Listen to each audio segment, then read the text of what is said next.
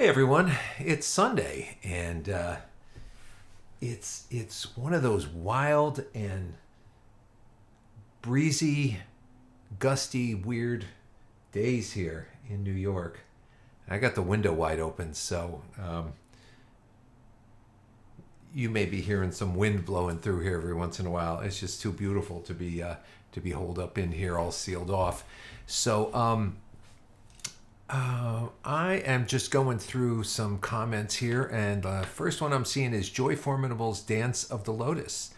Something new, a wonderful North Welsh band who had 5 albums out. This is from Puppet with Perception. Cool.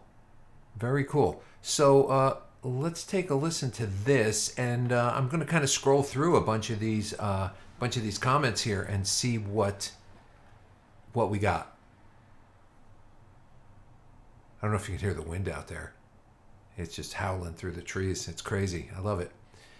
Let's take a listen to this. Joy Formidable. Let's get this going.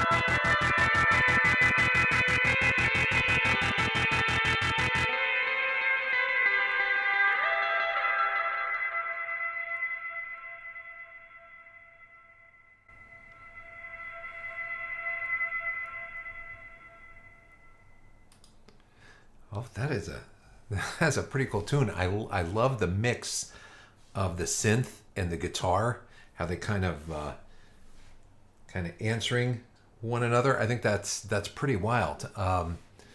Let's take a look at the lyrics here.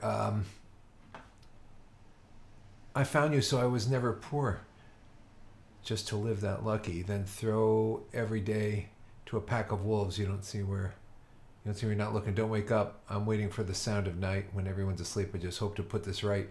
My dance with the lotus fades. So I danced until I fell behind and forgot the steps I love.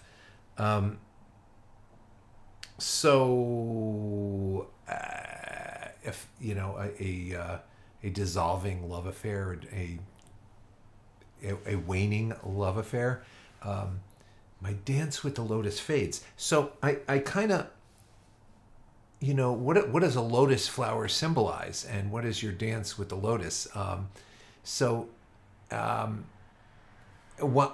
I was playing this, I just Googled, the lotus flower, and it says it can refer to a specific Vietnamese lotus dance that mimics the blooming of the lotus flower, symbolizing beauty and optimism. So, is this her being disillusioned with a relationship that's kind of going south?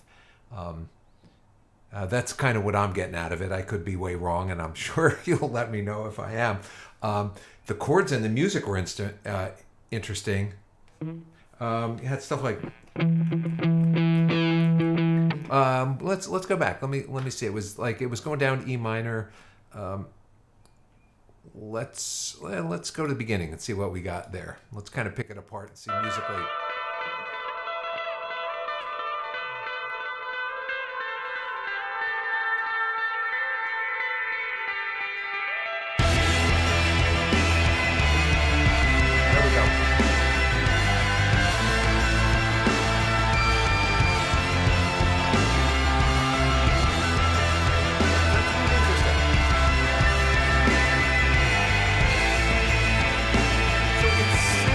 It sounds, I may be off, but it sounds like it's in A minor, but it's.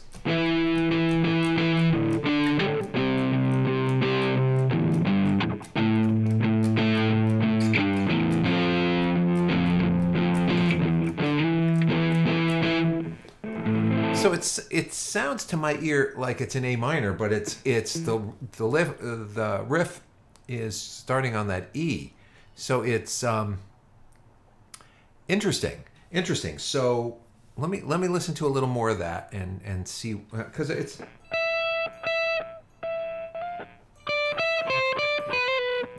So it's got that kind of sound with the guitar, kind of fooling around with that A minor scale.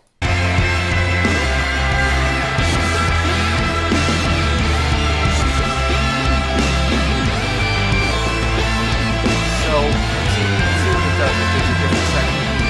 I found you, 'cause I was never poor, just to live that lucky. So it's kind of the same chords without the passing notes. To a pack of wolves. E to C. You don't see. E to C to A to F. Don't wait up, I'm waiting for the sound of night. Everyone's asleep. I can hold. Now we're in A minor. There you go. So My dance with the lotus fades. let's go back. My dance with the lotus. Don't wait up, I'm waiting for the sound of night. Everyone's asleep. I can hold to look this way. My dance with the lotus fades. I missed it. My dance with the lotus Go fades. back. Sorry. Lucky, and through every day to a pack of wolves. You don't see when you No, we're still got those. looking. Then I thought Don't wait. they're minor. There. I'm waiting for C. the sound of night. Everyone's asleep. F. I can hold D. to look So there you this go. way. My dance with the lotus fades. My dance with the lotus fades. I danced until I fell. So really cool. You have this. to C, A to F, and then in that one section,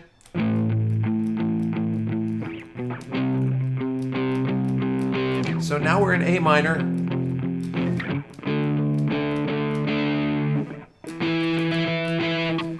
Really cool.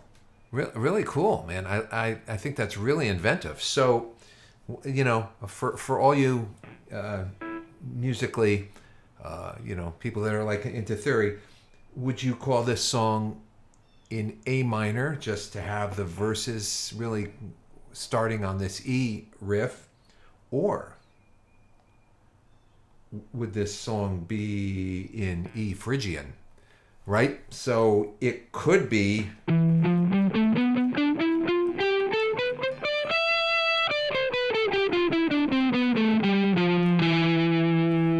You could think of it that way too. So interesting, really interesting. Does it matter what it's in?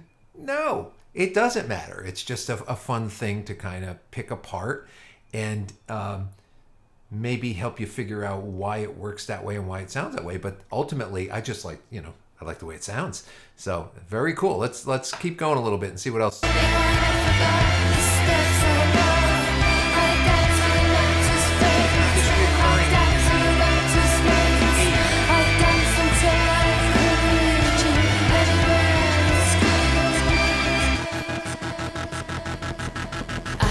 You, so I was never bored. It was like rising sun. Got all these dreams, you and everyone. Let you think I wasn't wishing.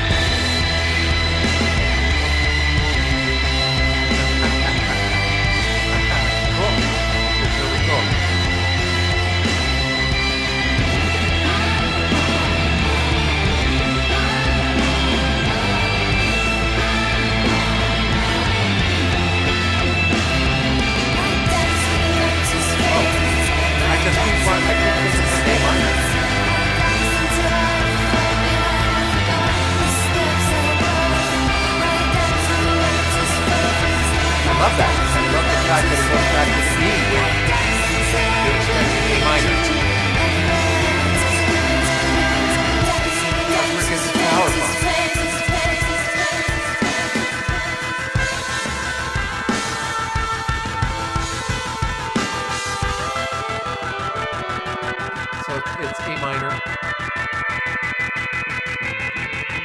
So it's ending on E. So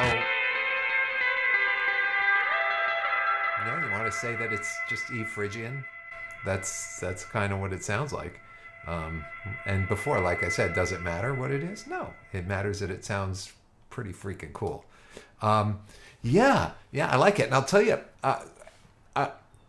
I like listening through to the song the first time and reacting to it the first time. And that's wonderful and that's cool. But it's the second time you listen through that you start picking apart little things in here and there. And I find that I really appreciate the song.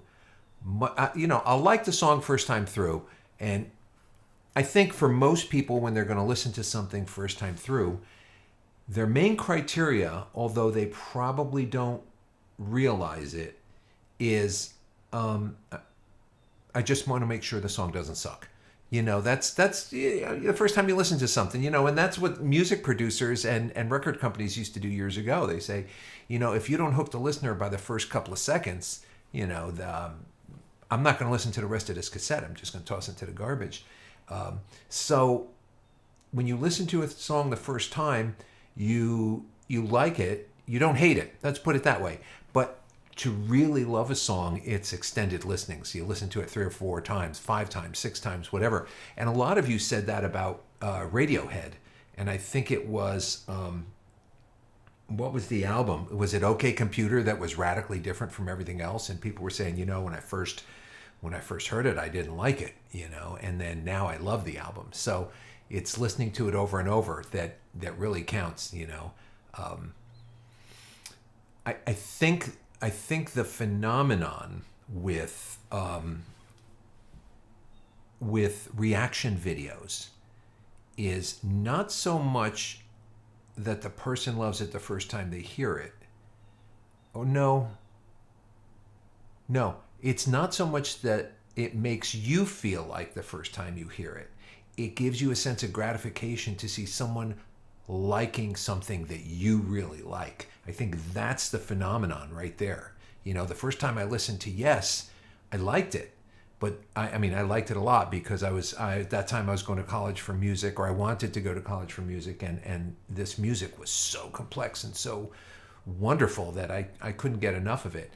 But it was after listening to it over and over and over, I know every note of every song, and to see someone watching and admiring it and listening to it the first time and going, oh my God, that sounds great, whatever the song is, makes you feel, it just makes you feel something, and whatever that feeling is, it's a good feeling that kind of refreshes your like of that music. So anyway, that's kind of like why I like to go back a second time through and pick the song apart, because as a musician, that's what's starting to get me. So I like the song, and I'll tell you, the thing I like about this song is that while who cares what key it's in, the cool thing is that there's something unexpected, and that unexpected thing powers the song. So, okay, this is not so... It's happened a million times, something like this. And now your ear, at least my ear, wants to go back to A minor.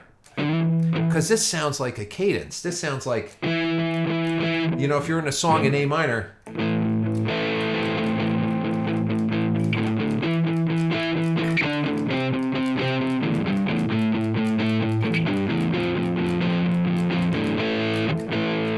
It sounds like it wants to go there, but this song doesn't go there.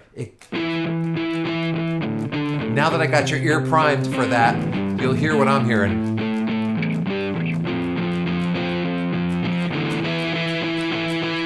That's so powerful. Let's do it again.